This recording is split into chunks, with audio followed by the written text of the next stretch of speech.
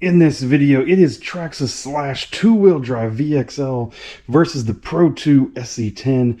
Which one's more fun to drive? Which one is more fun to bash with? If you're new to the channel, welcome. My name is Troy. This is Roadside RC. You'll tend to find me bashing and crawling and drifting and racing, plus doing product review videos and how-tos.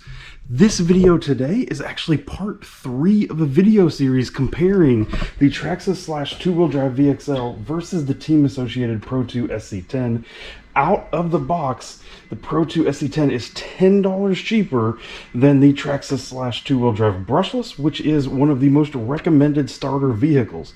So we have gone through a bench comparison. We've taken them both to the racetrack and raced them, and then this is the final check-in to see, is the Pro2 SC10 a worthy competitor to the Traxxas Slash VXL 2-wheel drive? To help me with this today, I have my handy-dandy, trusty, in-house driving experts, James and Logan, my 2 kids.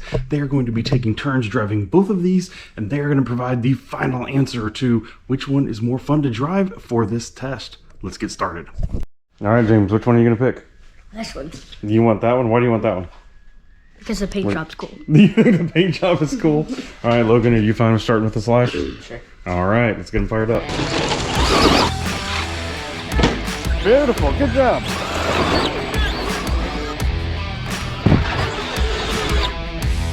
Oh, maybe it is going to be bigger jumps than I thought it was going to be.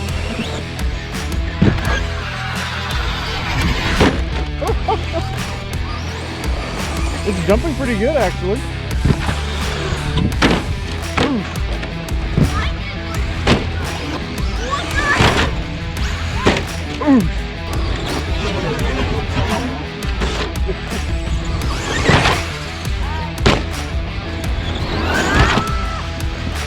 There you go. Beautiful. Hey, they're doing pretty good, actually, over the jumps.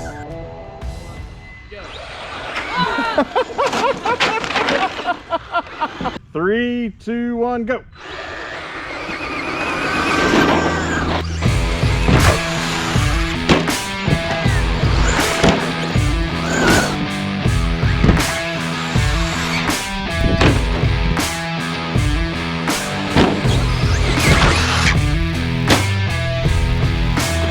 James, what do you think? Why do you think the Slash handle's better?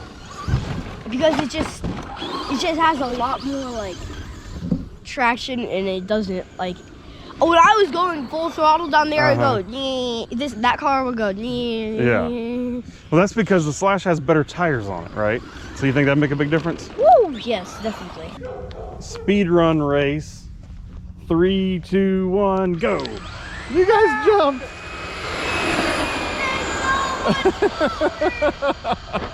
Uh-oh. All right, James. So for clarity, the Slash actually has 23 tooth pinion on it as we bought it, which I don't believe is the stock pinion. It has clearly more speed out of it. All right, my tame test drivers have now completely demolished the vehicles. James, you go first. Which one, what are your thoughts on the 2 of them? What's different about them? Which one do you like more? If you could keep one of them, which one would you keep and why? All those kind of things. So I think right now I would keep this one, but the other one. You'll keep the Slash. That's the Slash. But that one already has upgrades. The other one's just sliding around and not as fast because it doesn't have the upgrades. Okay, so right now you're saying the Slash because the Slash has upgraded tires and a bigger pinion on it. So it's faster and it has more traction. This one, it needs upgraded tires and a bigger pinion is what you're saying. Yes, and then I would like that one. And then you think the Pro2 would be better. All right, Logan, what about you? I think like the same. I think the Slash is more fun right now, but the Pro2 has more, what's it called? Like potential. It has more potential. Oh, interesting. All right, so as we're testing them here today, the vote is Slash due to speed and traction, which is super wet grass out here and everything today, and it already has upgraded tires on it, so that is one piece of it. And then the other thing is the speed, which it has a bigger pinion on, so clearly we could match pinions to match speed pretty easy. The good news is we've crashed them a number of times. Both of them appear to be completely fine. See no issues. I have no breakages with either one of them, which is very good. We're gonna get them back on the workbench and do a thorough look over, make sure nothing's really wrong. But from the bash session, then what we end up with is Honestly, I kind of wish I had done it a little bit differently. The Pro SC10, what you heard the feedback from my boys was they wish the tires had better traction and they wish it had a bigger pinion gear to give it speed compared to the Slash. They liked the Slash because it has aftermarket higher traction tires on it. These are not the factory Slash tires. And it already has a 23 tooth pinion on it, which is giving it a little bit extra speed. So what they really wanted out of this truck was a little bit extra speed and a little bit extra traction. Honestly, if I had to do it over again, I'd probably be making sure that this had the factory pinion on it. And even if I just shared tires between the two trucks, similar to what I did at the race day, that would have put them there. They both said that this is the truck they'd take as they sit because it was faster. However, they both also said that if this one was made a little bit faster and a little bit higher traction, they'd actually prefer it. They liked how it drove better. Back from the bash session, both trucks completely and utterly dirty, which is, as it turns out, one of those drawbacks to a short course truck is the big body collects all the mess underneath it, and they're always just completely dirty. Another thing I want to compare here is low voltage cutoff. This is very important for kind of long-term battery longevity. We did notice that even though both trucks were running 5200 milliamp batteries that should be in good shape, the Team Associated did stop running noticeably before the Slash. I'm wondering if it has something to do with low voltage cutoff. So we're going to test, now that both of these hit low voltage cutoff, what is the battery value here to see how low it drained them. The Slash drained the battery down to 3.4 volts per cell. The Team Associated drained it down to 3.6 volts per cell. So why this matters is depending on how concerned you are about where your low voltage cutoff is. You got a little bit more usage out of the Traxxas, but that's a pretty low value. A lot of folks would rather have their cutoff at around that 3.6 value for the just longevity and safety of the battery. Looking underneath these trucks back here on the workbench, really gave them a once over, spent a few minutes looking at each one. I don't see much damage on either, if I'm honest. The Team Associated took a bunch of hits in the front from some crashes off the jumps, no issues there. I see no issues with shocks or shock towers, control arms, turnbuckles. All of those seem fine. Literally the only thing that I see on this whole truck is this rear bumper has split. But if I'm going to be honest with you, that actually split the first time I ever took this truck to the track, which was months ago. It sustained a small hit there on the track, and this split, it actually made me wonder if it was a molding issue because of how easy it has broken, and I've clearly just never replaced it. So, except for a pre-existing damage, literally nothing. Truck is in good shape. I was a little bit nervous because, you know, this is my race truck and I care about the shocks and I care about the control arms and I care about the you know, overall durability of the vehicle, and it actually came out really nice, so I'm very happy with that. On the Slash side, looking through, this truck also took a number of hits on the nose. Unfortunately for this test, but good for it, this is actually already an RPM upgraded front bumper, which means it was able to take all of those hits with no issue whatsoever. So I'm looking at the control arms, everything's fine there. Turnbuckles, everything's fine. It does look, I don't know if this will come across with the fisheye of the GoPro, it does look like this shock may have just an ever so slight bend in it, maybe, but it's really, really hard to tell. It certainly isn't bent all the way or broken for any stretch of the imagination. One thing that used to be really bad on these is these shock caps would come off, and we had no issues with that whatsoever. They stayed on the whole time. The rear drive shafts used to be really bad. They would break all the time. They stayed solid. When we look underneath it, the only thing I noticed the whole time going over this vehicle was this pin is starting to back out here. Traxxas uses these funky hinge pins that are like a screw into the control arm. It's been a bad design for years because this happens. They bind and they screw themselves out. The company STRC actually makes a hinge pin kit that is a captured hinge pin for both the inside and the outside of the control arms. Clearly, I'll be picking that up, and I recommend that folks do that because that is an issue. Starting to see a little bit of spread here with the rear bumper mount. This is again a common issue that I saw on the Slashes, is that this is just a poor design right here. They just take dirt and muck gets really just wedged down in right in here. Just dirt and muck and stuff just hits and wedges in there. It's actually squishy. Can actually squish dirt out, and what happens is over time it just spreads this, and then you end up having to buy a new rear assembly here because it can't hold on. So really it's still just the kind of same poor design that's been held over, and you can see that it's just, there's lots of grass. Even after I've cleaned it, there's still grass and chunks in there.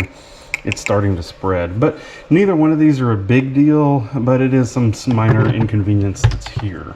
The other thing to look at from a durability standpoint is it does appear that this Team Associated body is a little bit more durable than the Slash body just from its design.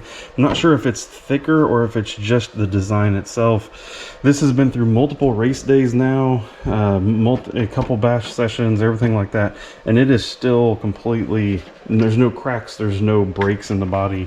I'm wearing the paint off where the tires are rubbing, but otherwise it's in good shape. This Slash has been through considerably less. It's actually been through just one practice day that you saw in the previous video, and then this, and I'm already have breakages on both rear corners here. It just feels so thin back here at the back of the Slash body. So body is already breaking, which again is a kind of a common thing with one of these short course trucks. They tend to do that. But we need to put a pin in this whole comparison of Slash versus Pro2 SC10 and which one should you buy.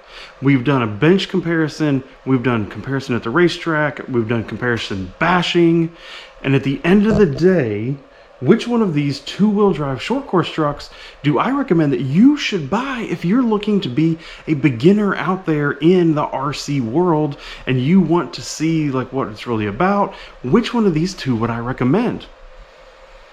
And here comes the bombshell. It's neither one of them.